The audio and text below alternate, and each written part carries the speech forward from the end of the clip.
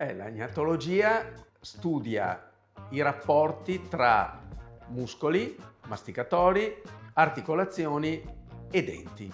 Erroneamente, quando si parla di odontoiatria, ci si concentra sui denti. Si pensa che tutto ruoti attorno ai denti e dalla mancanza di un elemento dentario a una ricostruzione di un elemento dentario, questo viene fatto direttamente senza considerare se nel contempo i muscoli masticatori e le articolazioni siano in equilibrio oppure no.